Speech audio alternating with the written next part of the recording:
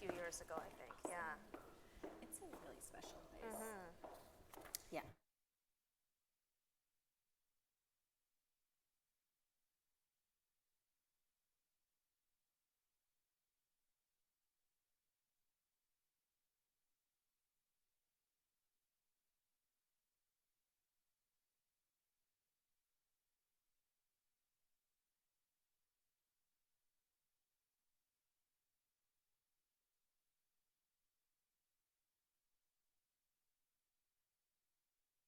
Liberty show, no. The arch, there are a couple of potentials where it might be shown, either like summer or early fall, but none of those are really confirmed yet. Yeah, that's But great. I'm gonna make something very similar for my studio music.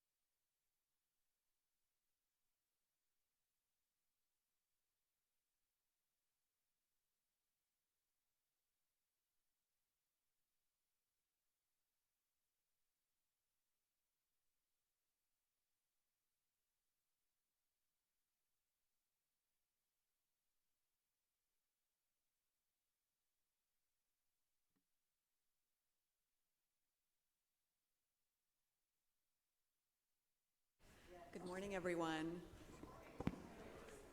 My name is Marcelle Polednik, and I have the distinct honor and privilege of serving as the Donna and Donald Baumgartner Director of this Milwaukee Art Museum.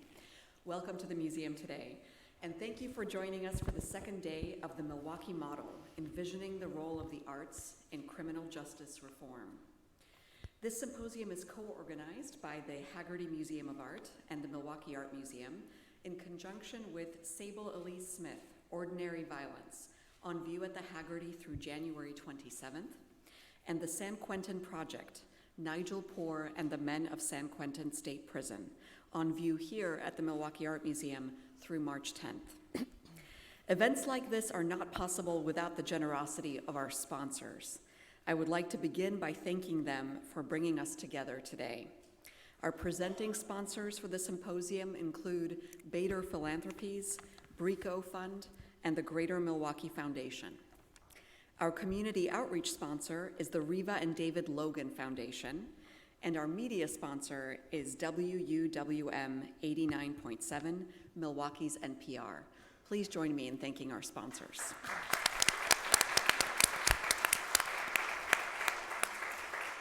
I would also like to thank our advisory committee, who was instrumental in shaping these events, the other symposium participants in attendance, and the symposium co-organizers, Amelia Layden, Curator of Collections and Exhibitions at the Hagerty Museum, and Lisa Sutcliffe, the Hertzfeld Curator of Photography and Media Arts at the Milwaukee Art Museum.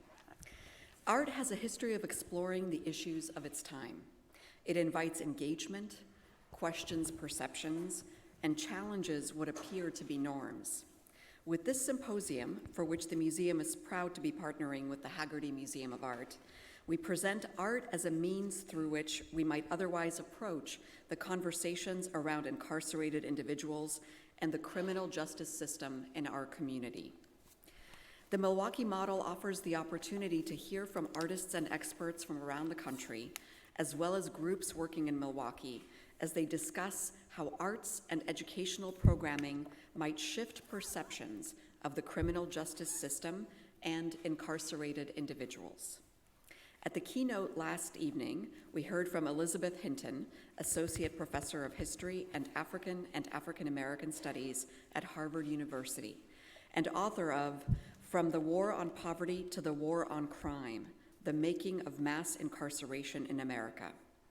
And also Christian Viveros-Fonet, art and culture critic, curator, and author of Social Forms, A Short History of Political Art, who provided a broad historical framework for our artist-led panels today.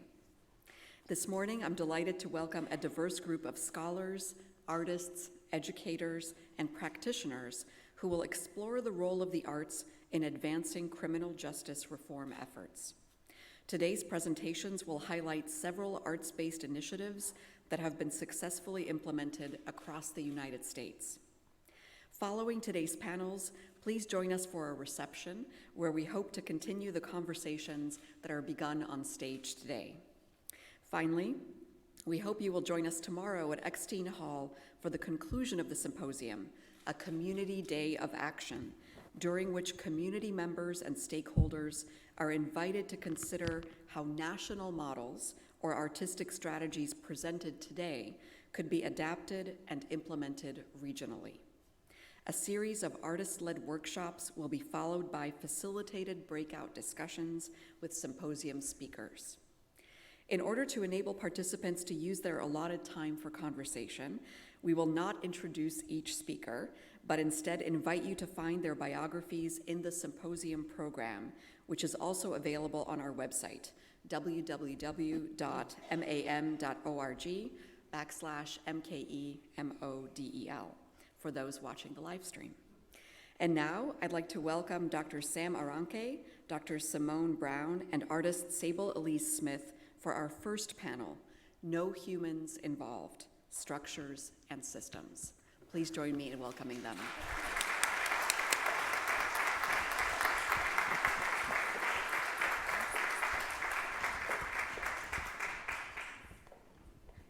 Good morning, everyone. I I'm so humbled to be here today to be in conversation with Simone and Sable. I'm going to offer some framing notes and then dive right into the conversation. Oh, except I need my little clicker, don't I? Okay.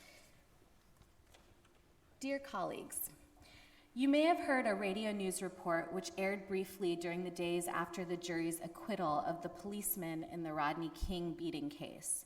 The report stated that public officials of the judicial system of Los Angeles routinely use the acronym NHI to refer to any case involving a breach of the rights of young black males who belong to the jobless category of the inner city ghettos. NHI means no humans involved. So begins the anti-colonial and feminist scholar Sylvia Wynter's May 1992 open letter to her colleagues at Stanford University, penned shortly after the April 29th verdict which acquitted the officers responsible for Rodney King's brutal beating. Wynter, in her rich and dynamic essay, suggests that this police designation points us to a broader historical and theoretical problem that has to do with how the category of humanness is itself vexed. To put it very crudely, Wynter, in a roller coaster of an essay, asks us to reconsider the progressivist logics we assume when we utter the word human, as the category's roots in Western theories of enlightenment presume a racial, classed, gendered, and sensorial set of logics that are not always made available to us all. While there are several impactful and insightful passages in Wynter's open letter, the most striking is her insistent return to visibility and perceptibility. She turns our attention to what she calls, extending from Ralph Ellison, the inner eyes, which constitute the training behind our perception, our subjective ways of seeing. For Wynter, part of the work of understanding the histories, systems, and structures that give rise to conditions like, for example, the prison industrial complex, is to engage in a riotous rebellion against these inherited modes of perception, to unlearn those inner eyes that we've inherited and to make them anew. Surveillance is one of many modes that govern these inner eyes. Simone, in her brilliant book, Dark Matters, poetically names, quote, the surveillance of blackness as often unperceivable within the study of surveillance, blackness being that non-nameable matter that matters the racialized disciplinary society. In what is absolutely my favorite chapter of the book, she unpacks New York City ordinances that required Black, mixed race, and indigenous slaves to carry small lamps when escorted by white people at night, or when unescorted, rather, by white people at night. The cover of the night was considered to be a threat for whites precisely because of how the dark inhibits total visibility, thus making it extremely difficult to track the movements of non-white peoples. So it makes disturbing sense to mandate a forced relationship to being seen so as to make surveillance and policing easier. This history of surveillance calls attention to coerced perceptibility and the expectation to remain exposed and visible. This is what Wynter might call a scene of instruction for those inner eyes, where our expectations for non-white people is to remain in plain view, to be made available to those surveilling, to those policing eyes. I think this concern with the perceptible that Wynter and Simone elaborate is why Sable so provocatively suggested we title today's discussion after Wynter's letter. Having had the privilege of writing for her incredible show at the Haggerty, I can say without hesitation that Sable's work asks us to reconsider the ordinary exposures of Black life. In her work, structures are broken down into ubiquitous moments, experiences, affects, and senses. It's within these moments of what the artist calls ordinary violence that we might begin to see the tenderness of pain, a non-spectacular scene to subjection, a poetic grammar of the everyday, a palpable illumination of the seemingly imperceptible. Taking Wynter's format of an open letter seriously, I hope that we can turn to dialogue as a mode to trouble the less visible modes that shape our understanding of the prison industrial complex and its impact on our everyday lives. For today's discussion, I've asked Sable and Simone to present for 10 minutes on a thought, provocation, problem, or subject of interest between them. From there, we'll go into a couple of ready-made questions from me, and then opening it up for a discussion from all of you who are alert and caffeinated, right, for us today. But enough from me. Without further wait, please join me in welcoming Sable to the podium.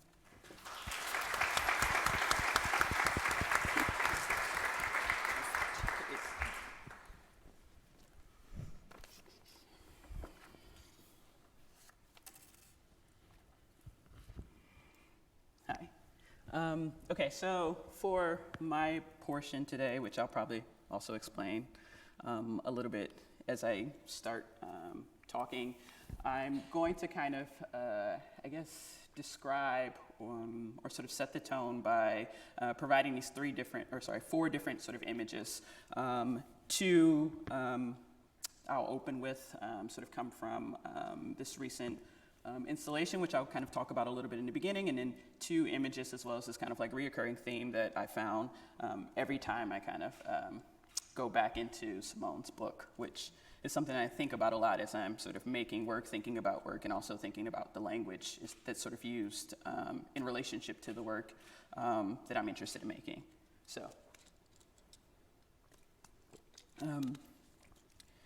So I guess I've been spending a lot of time thinking about this sort of refrain, and I kind of talk about refrains a lot, so if you've heard me speak before, this won't be new, but that I found sort of throughout Simone's book, and especially in the epilogue, which I spent a lot of time thinking about, which is also its sort of subtitle, When Blackness Enters the Frame.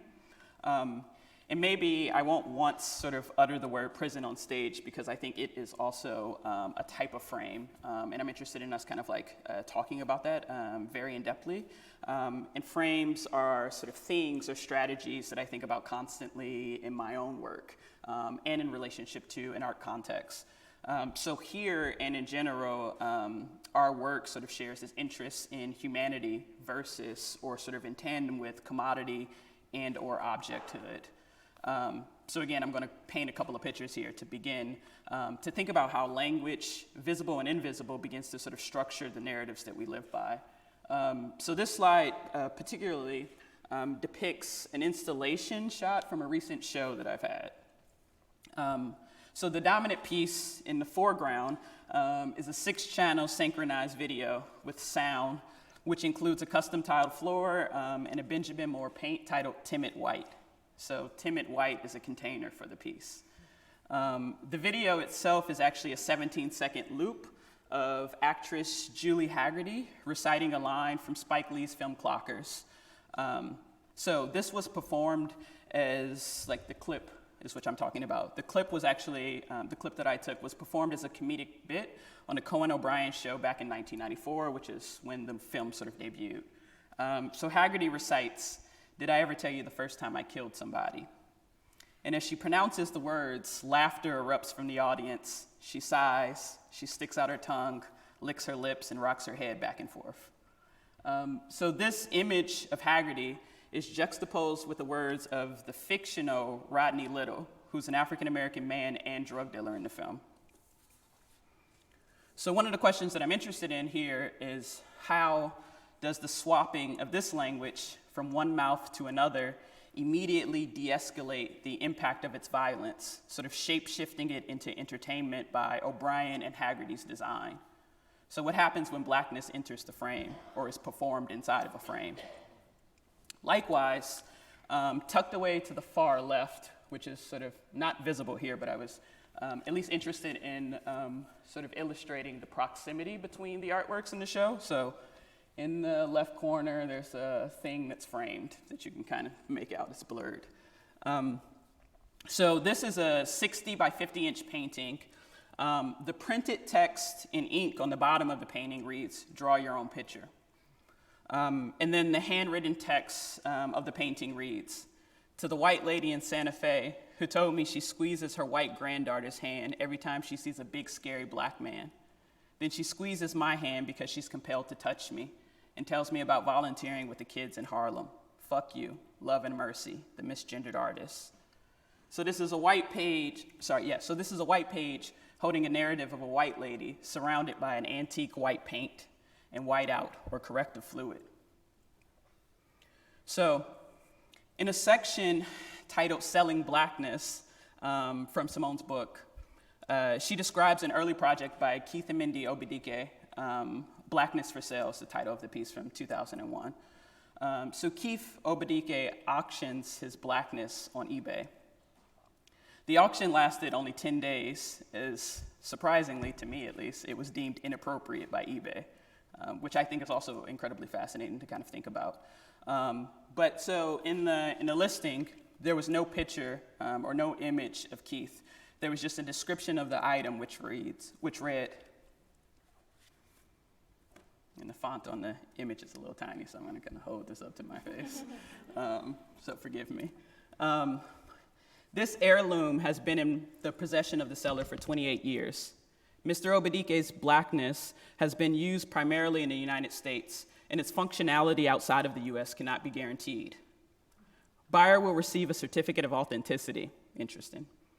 I added interesting. Benefits and warnings. Benefit 1. This blackness may be used for creating black art. 2.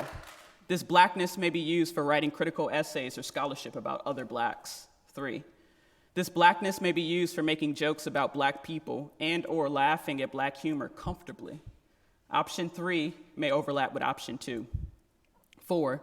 This blackness may be used for assessing some affirmative action benefits. Limited time offer may already be prohibited in some areas. 5. This blackness may be used for dating a black person without fear of public scrutiny. 6. This blackness may be used for gaining access to exclusive, high-risk neighborhoods. 7. This blackness may be used for securing the right to use the term sister, brother, or nigga in reference to black people.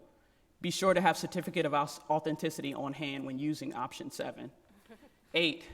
This blackness may be used for instilling fear. 9. This blackness may be used to, augment the blackness of others already black, especially for purposes of playing blacker than thou. 10. This blackness may be used by blacks as a spare in case your original blackness is whooped off. That's one of my favorites. Warning, and I'll go through just a couple of the warnings because I'm sure also we can imagine all of them. 1. The seller does not recommend that this blackness be used during legal proceedings of any sort. The seller does not recommend that this blackness be used while seeking employment. The seller does not recommend that this blackness be used in the process of making or selling serious art. The seller does not recommend that this blackness be used while shopping or writing a personal check. The seller does not recommend that this blackness be used while voting in the United States or Florida, an interesting distinction.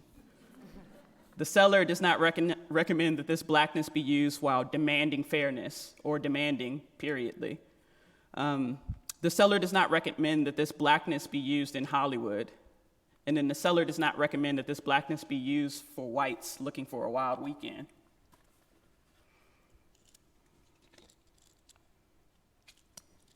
So there are a couple of things that I'm thinking about in relationship to these examples. First is the imaging of bodies, and particularly black bodies. And then to sort of pull, again, another example to also kind of like paint the richness of the things that are sort of talked about and the nuances that sort of are woven throughout this book. The last example that Simone sort of writes about, which is in the epilogue, is this sort of YouTube video that went viral titled HP Computers Are Racist. So in this example, to sort of reduce the label of the two people who are sort of participating, there are two characters, White Wanda and Black Desi. So in front of the computer's webcam, Black Desi states, "I think my blackness is interfering with the computer's ability to follow me," referring to the webcam's apparent inability to pan, tilt, zoom, follow, or detect any of Black Desi's gestures, while alternatively being able to pick up all of White Wanda's moves. So I think the video maybe got somewhat over 3 million hits and comments. So of course Hewlett Packard had to respond. And so they first thanked Black Desi and White Wanda for this video that they made and sort of pointing to this issue, but responded that it wasn't that the computers were sort of racist, but that the technology, this is a quote, the technology was built on standard algorithms. I was having a conversation with someone from Marquette the other night about standard algorithms. Was built on standard algorithms that measure the difference in intensity of contrast between the eyes and the upper cheek and nose, and that the camera might have difficulty seeing contrast in conditions where there is insufficient foreground lighting. So on the one hand, there's a failure to capture. There's also an erasure. There's a trying on, and a sort of always unstable state in which blackness might exist. And what does this sort of subtle language encoding do to reify or diminish these modes? What happens when a body cannot be captured or the rendering of its image refused? Or as, to kind of close it out, Fred Moten, thinking about Saidiya Hartman, has articulated, at issue here is the precariousness of empathy and the uncertain line between witness and spectator. Only more obscene than the brutality unleashed at the whipping post is the demand that this suffering be materialized in evidence by the display of the tortured body, or endless recitations of the ghastly and terrible. In light of this, how does one give expression to those outrages without exasperating the indifference to suffering that is the consequence of the bemoaning spectacle, or contend with a narcissistic identification that obliterates the other, or the prurience that too often is the response to such displays? So how do we picture violence? How can new narratives and images exist outside of the commodifying framework of surveillance? These, I think, are a couple of sort of nuanced examples to sort of fold back into the sort of Sylvia Wynter text and thinking about this idea of no humans being involved, and sort of all the ways that I'm personally thinking about image and language in my own personal work. Thank you.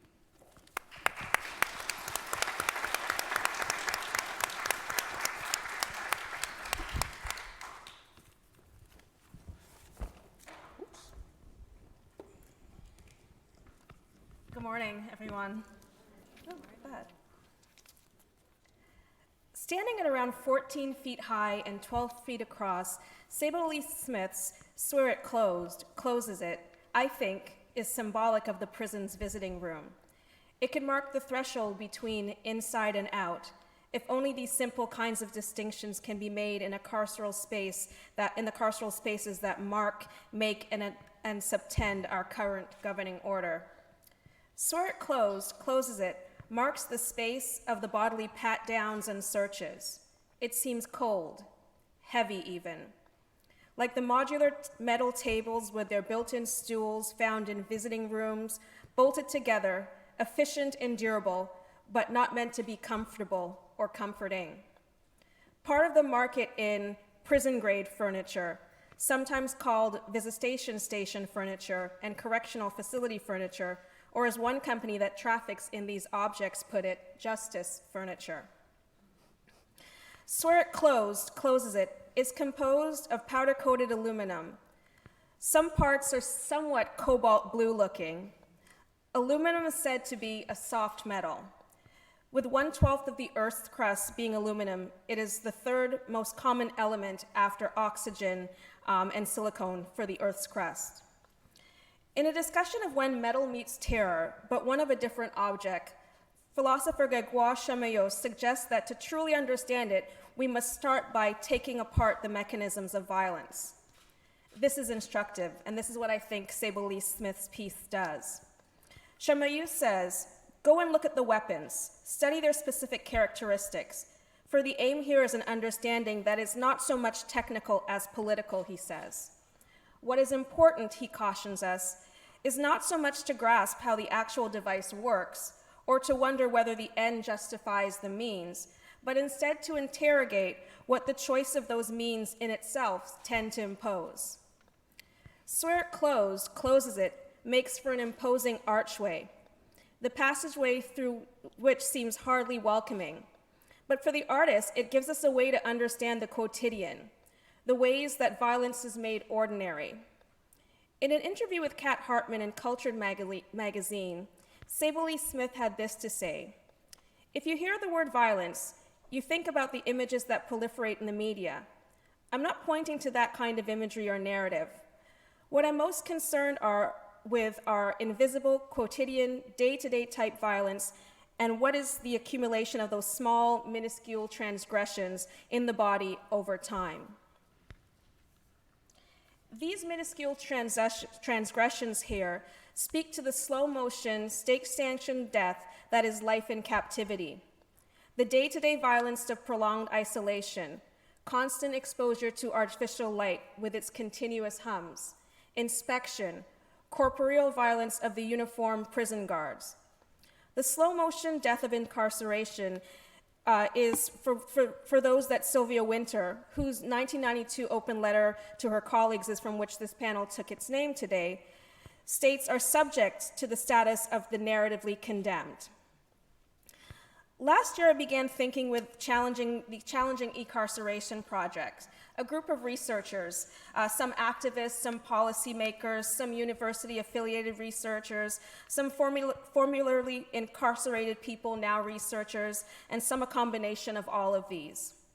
I started to work with them or think with them to think through the work needed to create a broad rejection of electronic monitoring by way of ankle bracelets or other forms of shackles.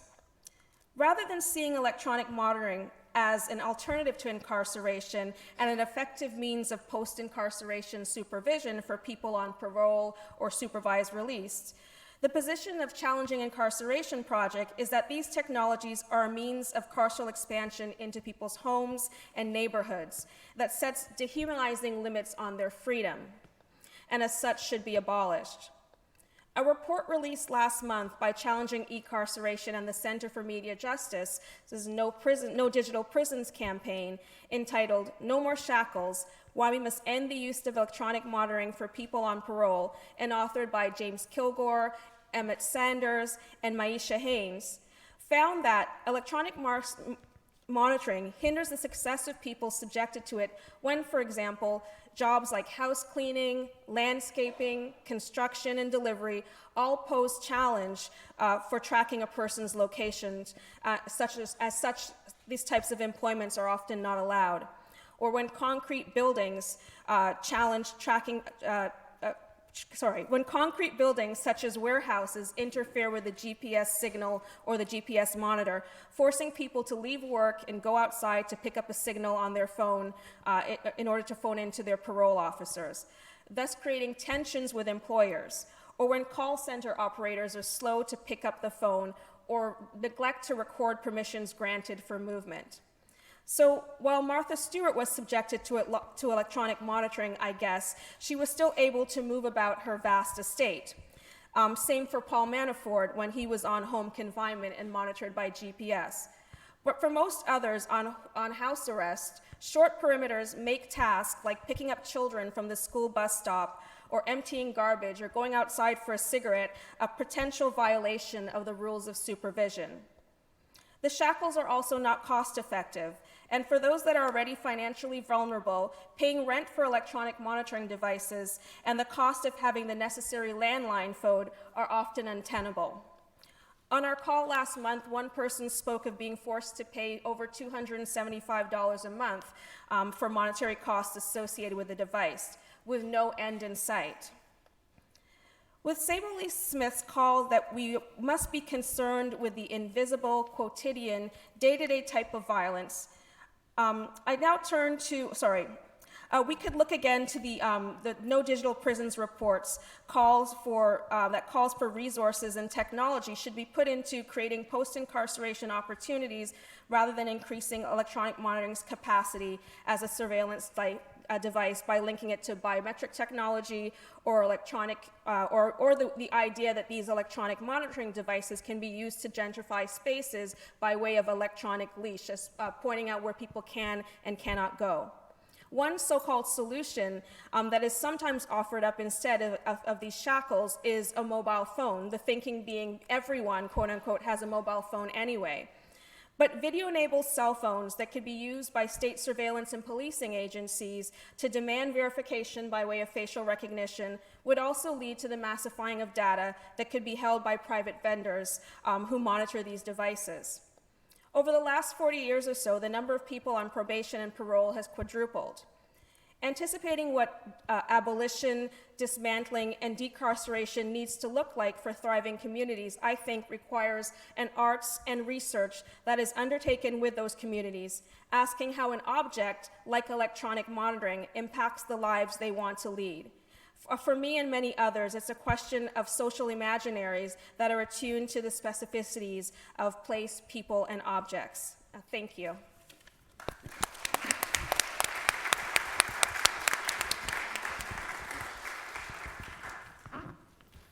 Okay. I don't know if this is on. Yeah. All right. Thank you both. Get to get into the good stuff now.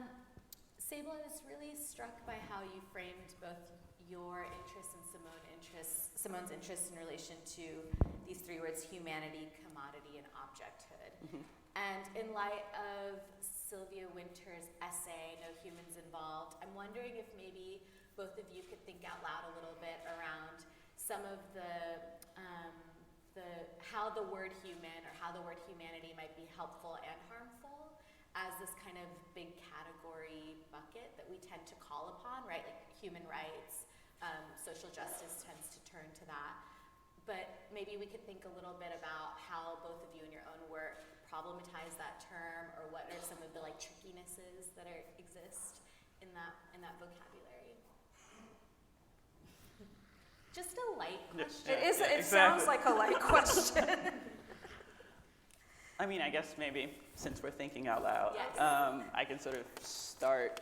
I don't know. I guess the kind of the impetus for some of the ways that I approach making work about prison industrial complex violence is always sort of centering and focusing on humanity. And I don't think. I mean, I think it's an interesting question to sort of think about. To think about the sort of issues and potential positives in using the word humanity, but I guess I'm always sort of struck by the issue that some of the ways that the system is allowed to sort of build and perpetuate is because there is a foreclosure of humanity for certain subjectivities, and so for me, and I also see I'm involved in a lot of different types of sort of prison work and conversations. And so I always see that there's a conversation about statistics, there's a conversation about policy, but there is never a conversation about the humanity of individuals, or individuals are sort of kind of grouped into larger conversations that are important, but thinking about statistics or thinking about a kind of large generalization of talking about a swath of a community.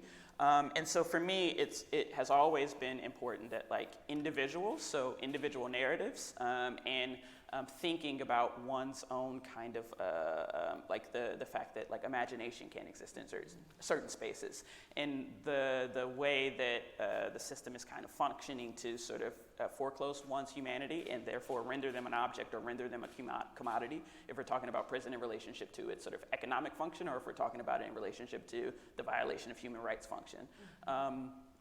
So because it's not a kind of I guess demanded position that I find in every single one of those conversations, even productive conversations with people who are doing good work, it felt important that it was a space for me to intervene, and always intervene and always work from that position, because it's the position that's not stated. And I think that it is a part of I think that part of what Elizabeth was sort of talking about in her keynote last night was trying to, or I guess asking us to sort of talk about the kind of racist ideologies that exist in the country outside of just thinking about policy or thinking about better policing, and looking at those side by side. And so for me, a part of the project is okay, here's this narrative that I don't see happening, and we need to talk about or think about this in relationship to all the other narratives or conversations that's happening. And that's why language becomes important, I think, to my practice. I like that idea of what goes missing sometimes in the work, and how you make that intervention, and always putting the human to the forefront. And for me, I often look at objects and technologies that work in the practice of dehumanization. So it's like the subtext, but it's there. And you mentioned like my work on light, like something that is just seemingly innocuous could be this used as a technology of violence. And so the idea that, sorry, the sign there was like, yeah. And so looking at something as simple as a lantern that could be used to monitor as a kind of supervisory device. The idea of people looking all too human and in need of these types of, the system requiring these types of regulations. One thing for me is you gave an interview where you talked about what I imagine is the same space of the piece that I discussed, where you said the visitation area feels sacred. And for me, those are those moments when even the metal steel structure, the kind of security theater that I could imagine goes through the taking off of your shoes, your belts, the what Angela Davis calls the state-sanctioned strip search that happens in those spaces. But there are still spaces of it is still a space for many of community making, of family making. And so in that sense, the idea of the sacred comes through even when surrounded by these technologies. And so I like the idea of that coming out. And for me, it's the documents. It's like, how do you look at the historical documents of, for example, a slave ship schematic and map that onto the prison system schematics. But through the artists, I feel, is where that work comes through of the sacred, and what can be made possible in these space. And to bring a structure like that into a museum space allows those of us and those who might not go through those spaces or might be involved in the making of the technology of those spaces, like those, I was on Pinterest where I got those names of like Justice Furniture, and these like a Pinterest list on Justice Furniture, or quote unquote, you know. But the idea that art brings those conversations into various spaces where they might not necessarily, and then we can rethink, not necessarily see these spaces as sacred, but like that they need to be spaces of like recognizing people's humanity in positions of captivity. Yeah, absolutely. I think also like, that sacred, or those kind of like sort of moments of intimacy or like familial exchange, and also the idea of love, right, existing in those spaces. I made a work that was super simple, like a metal sort of board and like a, what do you call it? A changeable letter board with plastic letters, and it says, "My father was a drug dealer and loved me." And the types of conversations that happen around a work like that, and just like the fact that it becomes this kind of like aha epiphany moment for someone to think that, or to sort of reckon with their own kind of like ideology that, oh yes, an incarcerated person can be a father, can love, right? Yeah. And so like if this is not a part of the conversation of how we're thinking about dealing with bodies that need to sort of, bodies who exist in these spaces, or what an alternative can be, then like how are you actually kind of like considering or distancing what you then allow yourself to think, project, and then do, and then sort of be coerced into sort of agreeing with for certain subgroups of people. Yeah, both of you are making me think about the sensorial and, like this idea of bodily training, the way that walking through the threshold, right, of the arc that's at the Haggerty, you can't help but feel kind of overwhelmed by the scale. Like you feel so tiny in relation to this giant thing, like your world's turned upside down. And it sheds into light like all these other kinds of bodily ways that we're overwhelmed by surveillance technologies, or like the diffusion of policing techniques, right? So that having a cigarette break becomes something that you have to think 3 or 4 times about, and it's a risk that you take on, right? And in Sable, your work, I'm always kind of taken aback by how something like reading a text, you feel it in your body. It's very visceral. And so I'm wondering if both of you can talk a little bit out loud around like how these things are entangled, right? There's like a pain and a pleasure in these bodily trainings, and there's something about calling attention to them that moves us further into the problem, right? Like how an act of walking or how an act of puffing on a cigarette becomes all of a sudden enlarged and enhanced by these threats of violence, but also like pleasure. I guess it's not really a question, but you know, you're prompting me to thinking about the relationship between like the visible, the things that we see that are like spectacular or that we can easily identify as part of a state system of governance, and then these things that are more imperceptible, that are more affective, and how you think those things might work together. Yeah, or what the potential is, right, in calling attention to the bodily. Like, what might that do for us in a different vector than just like policy change or administrative change, right? Like, what does calling attention to that do?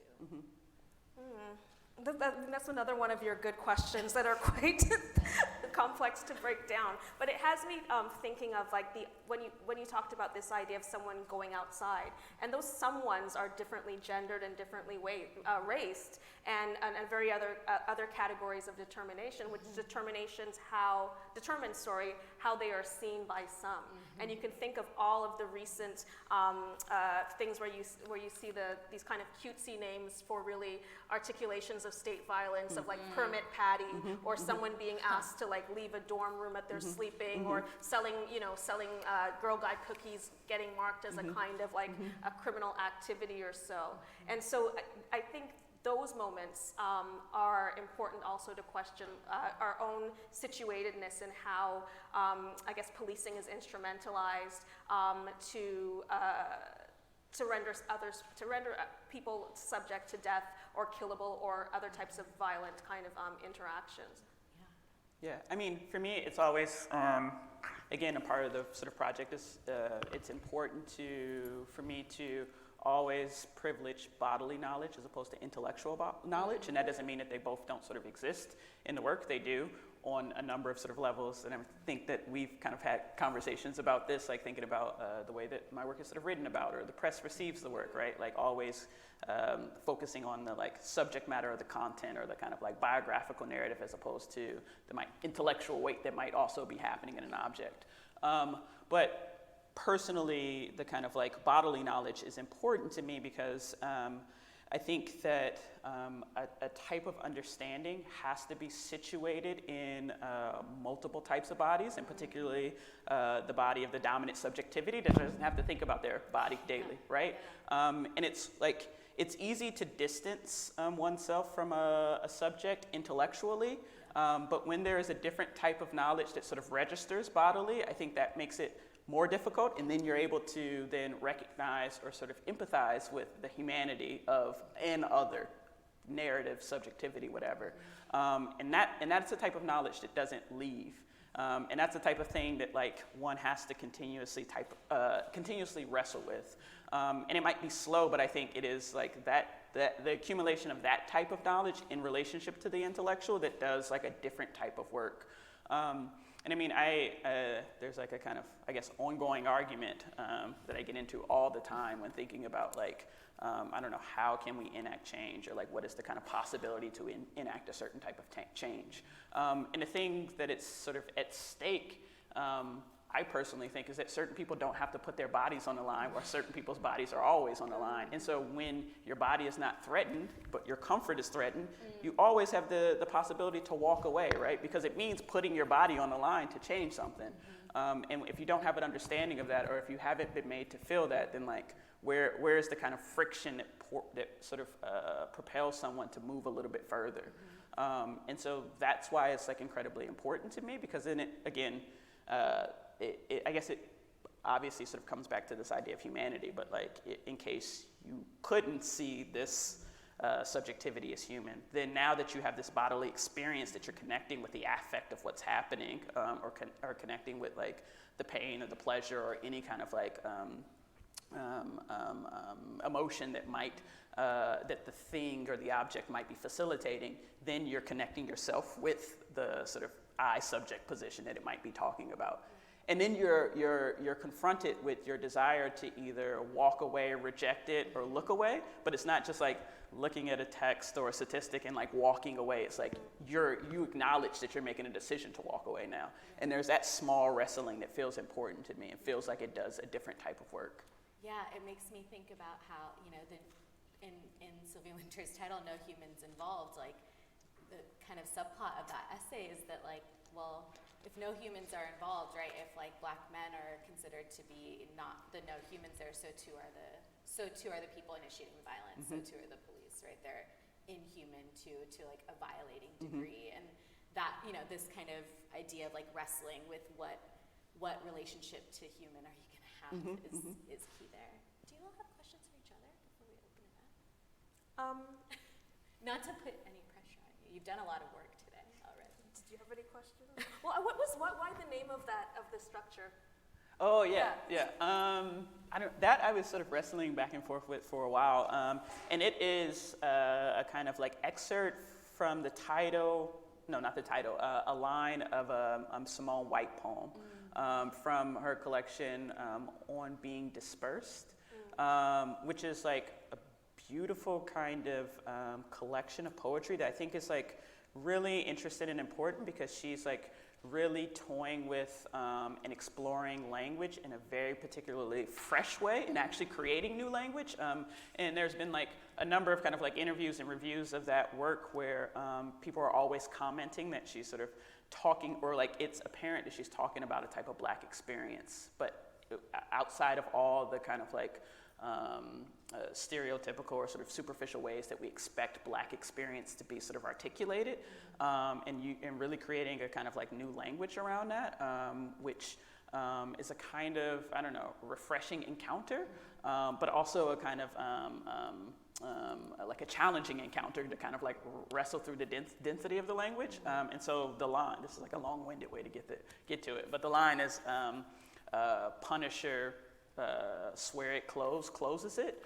And I was thinking, or my own kind of like, I guess, neurotic process, like going back and forth with the idea of like including Punisher or not, and if it becomes sort of overdetermined, and that kind of like swear it closes it. So like the kind of, I guess, the multiplicity of like the way that every single definition of every word in that kind of like phrase could be sort of interpreted. So to swear as to curse, or to swear in like a number of different ways, but like thinking about it also having this kind of like cyclical, I guess, potential of closing or not closed, or if it is closed, then where is the past tense or the present or the future, and the arch sort of working as this simultaneity also. Yeah. So that's what I was kind of thinking about. Yeah, and then the swear as a promise, and what the art can promise to do.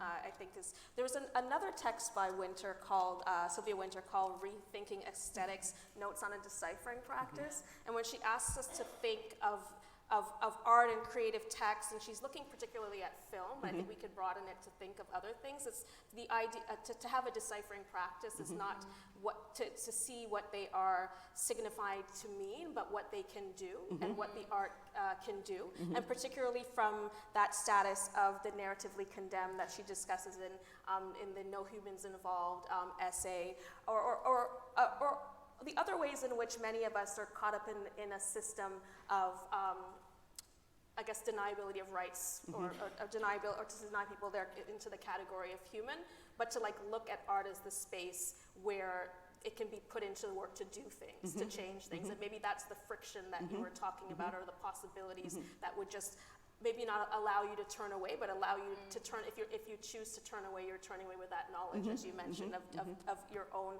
complicity in doing so. Yeah. I think we have some time for questions from the audience. Oh, yes, there's one here in the middle. Quick minute to turn the mic. Oh, we need a minute for the mics.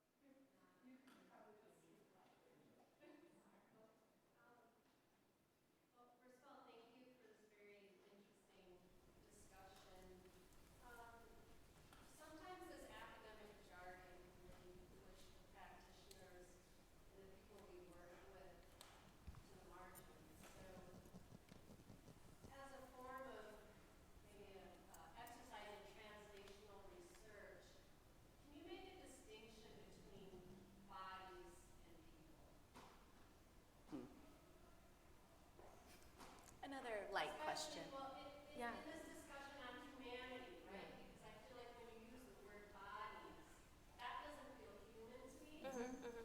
Yeah. The subjectivities isn't embedded in that. Right. Yeah, that's a great question because in my work I'm increasingly trying to be aware of using the word body. Particularly, there's a kind of currency in which people often use the phrase "the black body" to talk about the black body, but we don't say the white body because that's a norm that's already established as already human and gendered in a particular way. And so for me, I do try to just be aware and always use people because that is a continuing recognition of our shared humanity, whereas body is something that is acted upon. It's objectifying, but also an object. In object making in that. So, and I hear you on this ways in which academic language or a certain shorthand that often is necessary to discuss complex situations, but often it pushes many people continually to the margin and excludes people from having conversations. And so I hear you on that, yeah, for sure. Yeah, I think when, in thinking about like, the kind of concerns that I have in the art practice, also in I guess some of the writing that I do, I emphasize and kind of focus on the word body because I'm talking about like affect and thinking about like how you feel things literally inside of your body as opposed to inside of like people, right? And so in the way that I kind of employ the term, it is, I guess, outside of a kind of like academic framework, right? Like in that sense, I'm thinking about affect, thinking about emotion, thinking about actual kind of like physicality. And so using that specifically to think about how these things sort of register and are located inside of ourselves. Body as material. Yeah. It's a great question.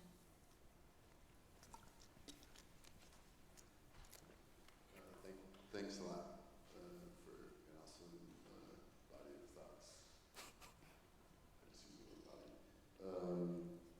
I have a question sort of in the other direction, more towards like in order to make it as an artist nowadays, you kind of always already have to have a PhD.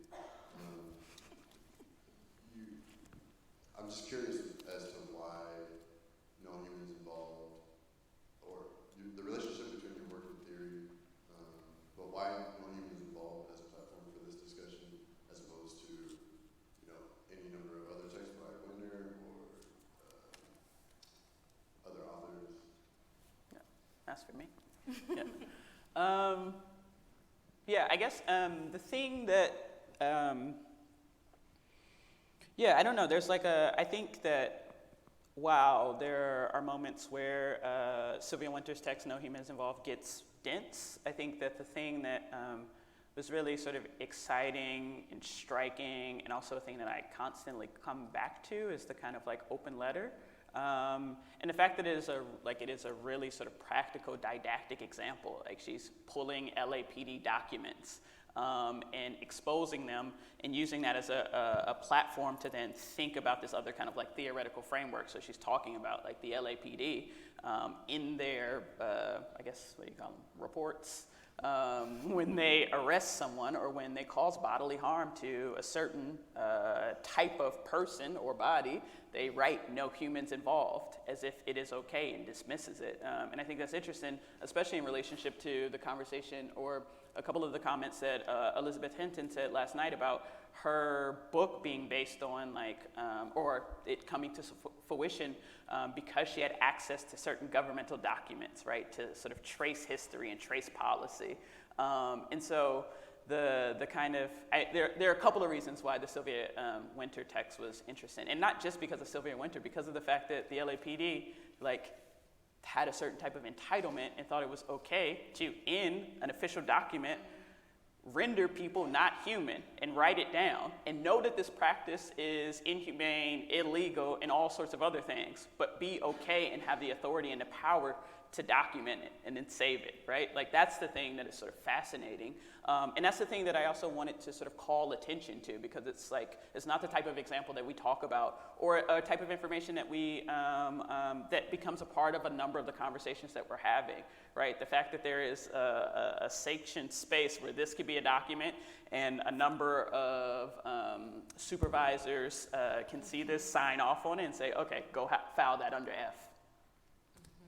What I like about, and I wish I had my copy of it right here to just quote the end of it, because what she's doing is she's imploring her colleagues that we have work to do, and she's speaking at this University of California at Berkeley, but she's ending it with like a quote from Frantz Fanon saying that the knowledge is already there, the work is already being done by those that are said to be narratively condemned, the dispossessed, the damned à terre, and a few other terminologies to mark a certain category of like the intellectual and the theoretical work is already being done by those people. So we are missing out in collaborating with that knowledge production in the creation of something new. And so it's that while the LAPD might be rendering people into this category of non-human, she's as we know, people are already in that making human works and human movements and creating a better life, at least attempting to. And that's what she's addressing at that moment, I think. And that's why I think the essay, as an open letter form, is so instructive and valuable. Yeah. This is a call. Completely. That's a great question. There's one. Oh, no. And then we can go up here.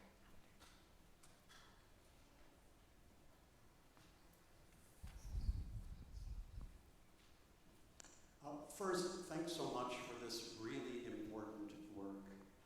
And thanks also for coming to Milwaukee, a community that can be a very dangerous place for people that look like you.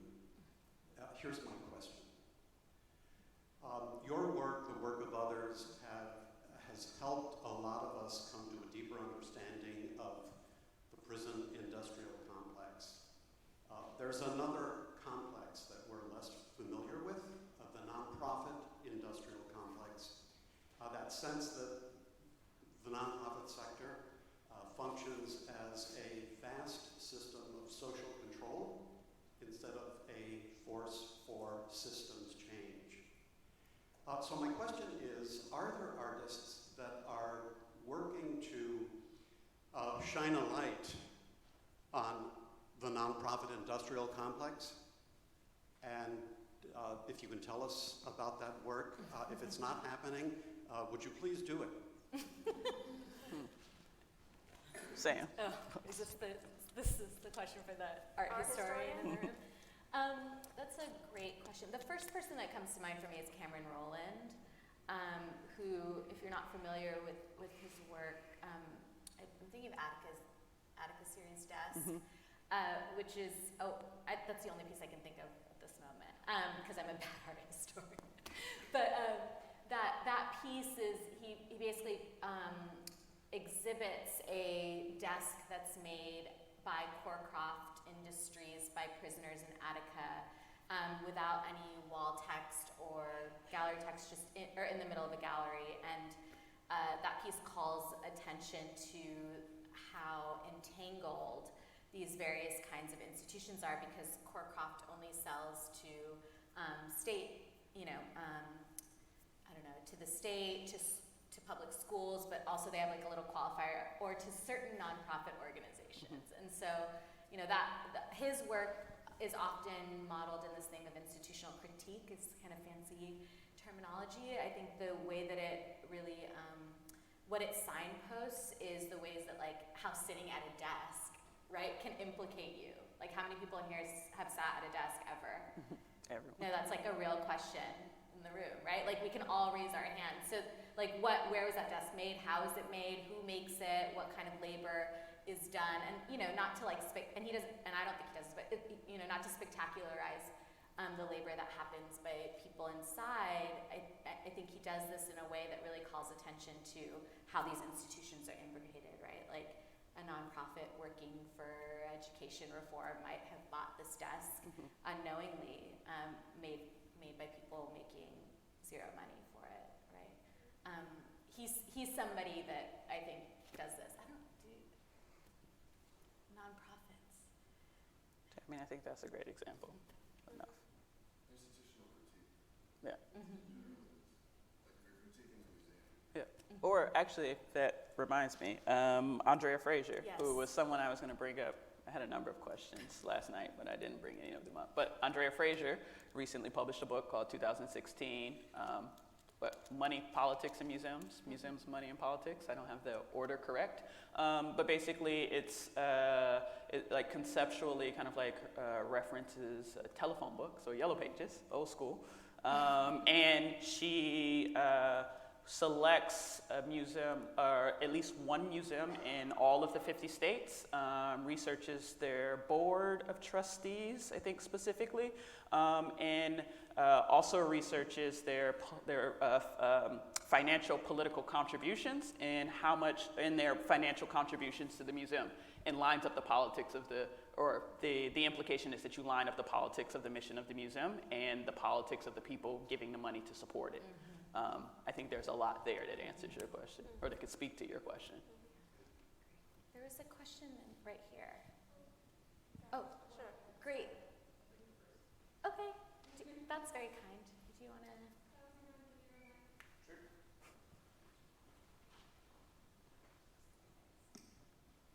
So one of the things I've been thinking about a lot, just between last night and this morning, is this sort of layered relationship between visibility and invisibility that's come up so much in these conversations, and a lot of that has been at the level of structures, whether it's surveillance or these big systematic systems of organization. But Sable, there's a piece that you have in the Haggerty that I think gets at this sort of very human level of that question of visibility and invisibility. It's the one with the paragraph of black text on that white wall, and it's a sort of contemplative rumination about a speaker thinking that it concludes with the speaker thinking about the choice of photographic images to bring or not bring. And I would actually just love to hear you talk about that piece a little bit and what you're thinking behind it. And that I found that very poignant, that just that connection of like that moment of deciding what images that one wants to keep close. Yeah, thank you. So the piece that they're talking about is these sort of 1-inch black letters cut out of plexi that are probably like a half an inch thick, and they're individual letters that are placed on the wall. So it's also a kind of like painstaking labor to install the language on the wall. And I can't remember it sort of verbatim, but the text basically says that it sort of opens with a declaration of enjoying reading letters. And then it sort of categorizes the objects that one can take inside of the prison visiting room when going to visit someone. So it says you can take 2 $10 roll of quarters, 20 singles. You have to take a transparent bag, 5 loose cigarettes, a book of matches, I think 10 photographs, a single key, an ID, and a couple of other sort of objects that it mentions. And then at the end, as it sort of just like indexes all these items that are allowed, and it says these are the only items that can pass through, as it indexes these items, it sort of ends with a number of 5x7 photographs that you can take in, and it asks you, or then it asks a question, how do you choose which pictures? Also, I think it's interesting because or something that is interesting to me about this whole process and thinking about the idea of what you can sort of take in and what these objects sort of reference, what they hint to, and what types of sort of false security they offer by just being able to take in 1 key as opposed to 2 keys, and just the kind of like restrictions in the amount of labor and sort of processes that one needs to go through, like intellectually and physically, to then think about this sort of emotional labor to enter this space. But also the format of the photographs, right? Like 5 or 10, I can't remember now off the top of my head, 5x7 photographs, which is like a format that we also don't use in the contemporary, right? Like everything is digital. So even thinking about like how the technology, right, like still forces extra steps and types of contemplation, right? To like choose a photograph, to then go potentially get it print out. What is the cost of printing a format that no one uses anymore, to then get these things to take into a space? And then also when you take these photographs into that space, you can't leave them. So it's also this like temporary kind of like ephemeral performance, but also genuine type of connection. And so I guess for me, it was important to, one, make visible just that kind of like processing and set of protocols and procedures that don't inherently like have an actual kind of reason, right? Like there are reasons why certain things can't be taken into the visiting room, but like 5 pictures versus 7 pictures, right? Like this one key, the 5 loose cigarettes. Like you can't break out of prison with 10 loose cigarettes as opposed to 5. So the moments where power is constantly kind of like reified and implied is a very important, and it gets to this like question, I guess, of the sort of quotidian or the kind of like ordinary violence, right? Like the limitations and the structures create this kind of like emotional taxation that I think is incredibly important to think about and highlight and privilege. Like it's important to kind of talk about a type of like corporal sort of brutality that happens in a prison space, but it's also important to think about one having to sit at home, pull out their pack of cigarettes and think about 5 versus 10, especially if you're going into a space that might be stressful for you and you need to smoke 12 cigarettes, or any number of kind of things that has to happen. And so again, because this is a space where, like in a live visit, one can spend maybe 6 to 8 hours, depending on what the institution is and geographically, right? So to try to create a sense of normalcy, to try to connect, to try to foster a space of intimacy, and share a moment, right? To want to sort of share a photograph. How do you choose which ones for the 6 hours you're there to be able to sort of share or reference something and also re-inspire someone's hope, right? In a space where potentially, like, depending on the circumstance, there might not be any hope, right? Like all of these become incredibly important and incredibly important to make visible and to be a part of the conversation just as well as all the other sort of conversations that are happening. I'm kind of like going on a tangent now, but these are some of the things that were important to me in thinking about making that work. And also just the fact that it's a text piece where one has to slow down and read and think about it, right? And like to try to create some of that slowness, to try to suspend someone in a different moment of time to then think about time differently or think about doing time and all the other sort of constructs that are sort of wrapped up in it. And then the piece is like semi-reflective. So then in moments you either catch the light or you catch yourself or you're distracted in it. And all of those things were sort of important to me.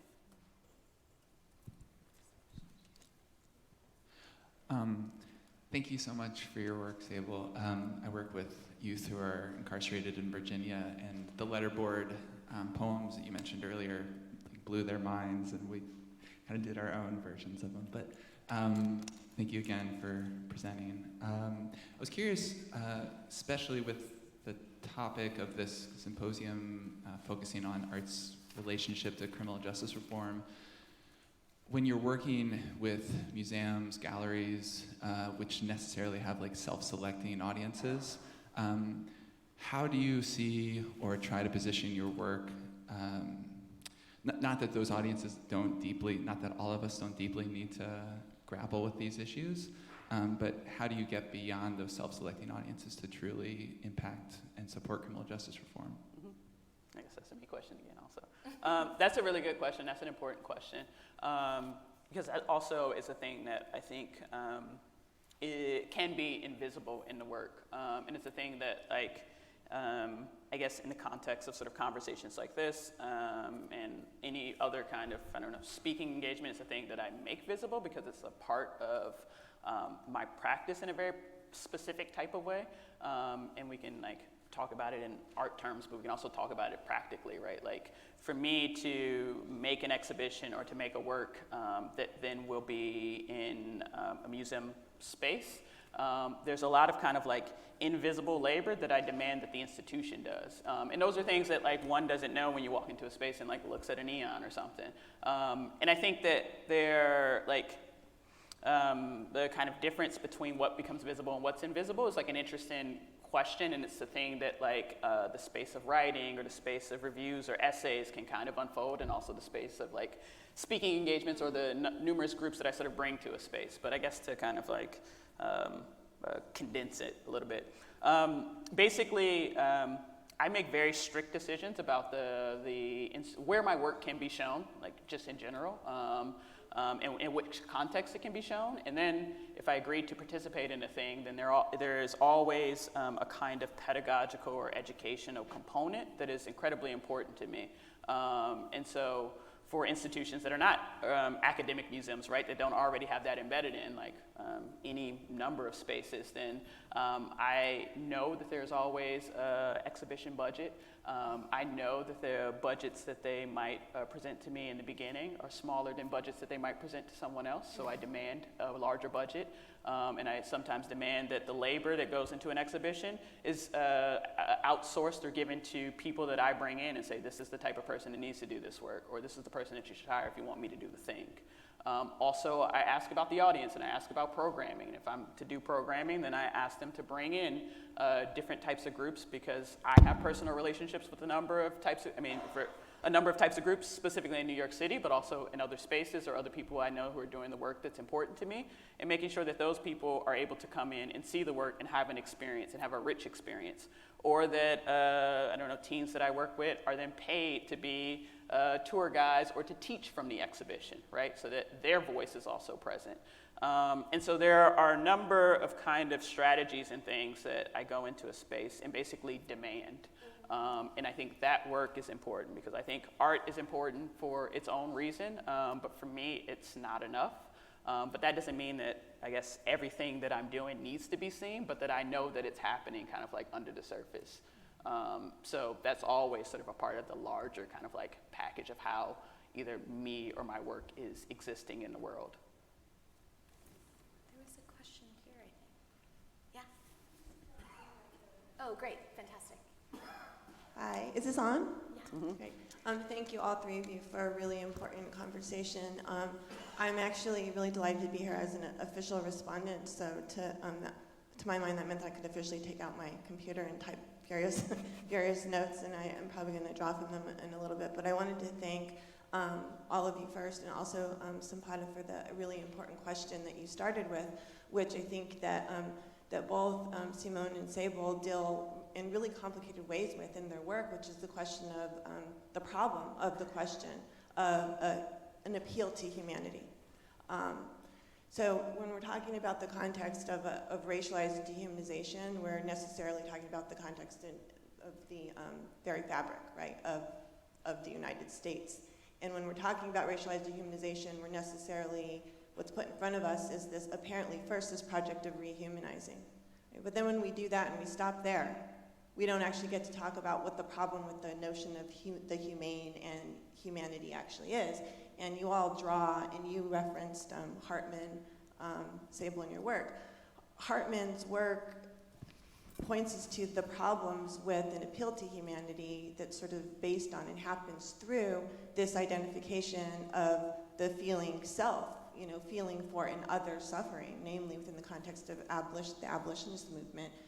When Rankin was trying to appeal to his would-be white counterparts, he wrote very effectively, rhetorically, in the vein of, imagine what it would feel if you were in the place of the slave and having your family torn from you. And it was only through the feeling of the self in the other's place that made it possible for people to move and to be incited to move. But what does it mean if we can't feel for the other unless we obliterate the other, right? So we know this work, and we know that it's really important, and that's one of the things that we have to keep in mind. If we are only made to feel for ourselves and can only move when we feel for ourselves, what if an object in a museum doesn't make us recognize ourselves in that? Mm-hmm. And that was one of the issues that I sort of had yesterday with where the conversation wasn't able to go just for time constraints. But until we can understand that institutionalized caging, and I appreciate your suggestion that we find a way of not talking about prisons as prisons, because we import so many logics that are simplifying when we do that, because we think we know what we're saying when we say that word. But until we can recognize that institutionalized caging doesn't work, it doesn't make anybody safe, even when the subjects who are caged are people who we can't necessarily feel for, then as long as we're invested in humanity and that project of humanity, we're not going to understand what's wrong with the system. So innocent and exonerated subjects are those for whom we can feel readily, right? And this is something that I'm writing about in my own work. Until we can feel for those who actually commit criminalized activity and recognize that the system that we're using to address that doesn't work, then this system is going to continue to do what it does. Much more to say, but I'm going to stop there. But this question of humanity, it's not a simple one, and neither of you treat it simply in your work at all. But it's a difficult conversation to get into, because if we're talking about dehumanization and rehumanization and we leave it there, then we're not getting at the nuances even of what you're doing or how this stuff works. Yeah, no, thank you. There's a question here, and then we can go to the back. Hi, thank y'all. I had a quick question about how y'all think about art made within carceral contexts and how you conceptualize that or think about that. Is that for you? This is an interesting question. I think a lot about San Quentin prison. I like subplot is I worked for Prison University Project for a couple years, so I've had the privilege of doing that. That's the only context I'm really familiar with. And I think again, it's another one that is a little bit tricky, right? I think art that happens inside is so necessary for a therapeutic process, for a creative expression, for imagining a different kind of possibility, and those contexts are really important. Those programs are really important. I think thinking about how that circulates outside and what kinds of stories that tells is people are doing really rich and dynamic projects around this that I can't really even speak to with any kind of authority. But I do want to say one model, which is the Yerba Buena Center for the Arts does a show every year called Bay Area Now that is that draws from artists all around the Bay, and they've for years now included artists who are incarcerated, and that's kind of shifted the conversation a little bit in terms of these institutional spaces and how we think about how they're composed. And I think that's a really, they demonstrate an insightful problem to have, right? Like, what does it mean for an institution to be showing this work? And what are the other ways, what are the invisible ways that they might be contributing to, either reinforcing the prison as this site, or could they be doing something to dismantle it as a reality?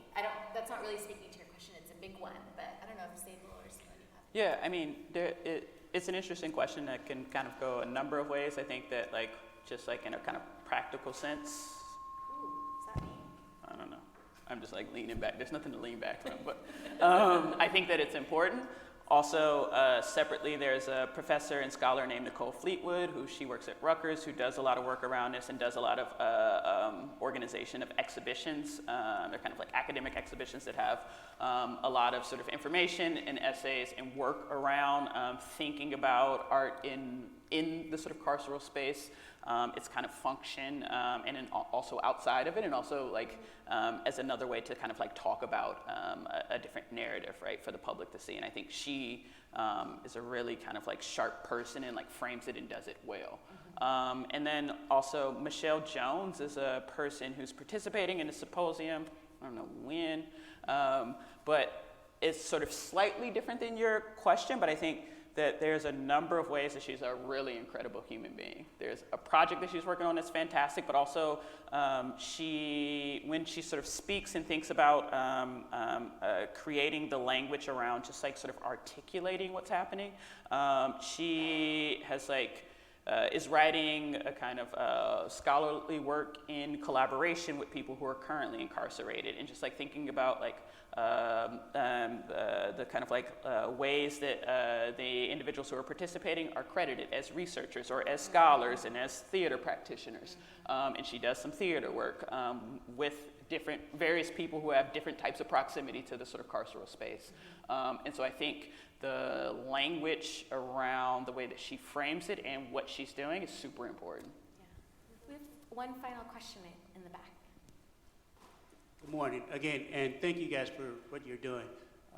At the risk of literally biting the hand that feeds me, you guys have talked a lot in your artwork about both the law enforcement or uniformed personnel as well as the prisons themselves.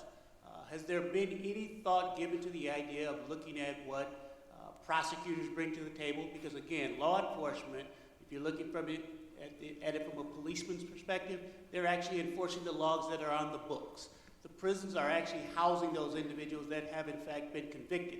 But ultimately, it is the prosecutor who makes the determination as to what charges are brought against individuals and how much time that they will in fact get while they are inside a correctional institution. So have you given any thought to that, or have you purposely not looked at that? Yeah, absolutely. I mean, it's not something I talk about in my art practice particularly, but I think maybe, I don't know, people would classify other things that I do in my world as a part of the art practice, maybe. But I think those distinctions are not important to me. I also have consulted and continue to work or mentor in a number of different youth diversion programs specifically. So in New York City, because this is where I currently live, and there's an organization called Recess, which a collaborator of mine, Sean Leonardo, will do a workshop about tomorrow. I don't know when anything happens, but in the book, Sean Leonardo, Mary Elkel will talk more in depth about this project, which is now sort of housed in this arts organization called Recess Assembly. And basically, we run a diversion program there where we work with Brooklyn Justice Initiative and a number of other individuals in the district attorney's office to basically have participants sentenced to participate in an art program, and then if we say they've satisfied the program without any oversight or kind of like monitoring from anyone in the Justice Department's office, then their cases are closed and eventually their records get sealed.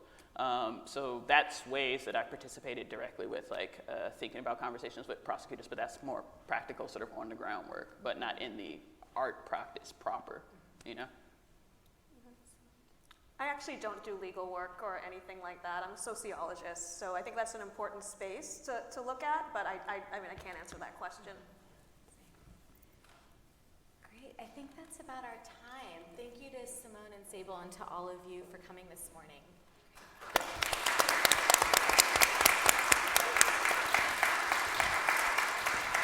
Yeah. I'm Lisa Sutcliffe. I'm the Hertzfeld Curator of Photography and Media Arts. I want to thank you all for joining us for our first panel. I want to thank our panelists for a wonderful conversation to start us off today. And I just want to remind you all that there are 2 optional docent-led tours of our exhibitions. One begins at 11:45 and will take you through the San Quentin project. And then the next tour begins at 1 p.m. and will take you through Family Pictures, which is in the Hertzfeld Center. Both tours will meet in the Baumgartner Galleria. And then we will begin our next panel, Inside Out, at 2 p.m. promptly, and I'll see you back here then. So enjoy your lunch break.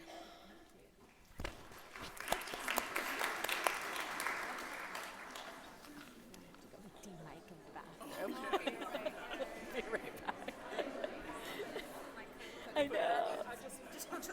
Listen, people have anatomy problems. They don't understand bodies don't work all the same, you know? Okay, I have to go D-mic, so I'll be right back.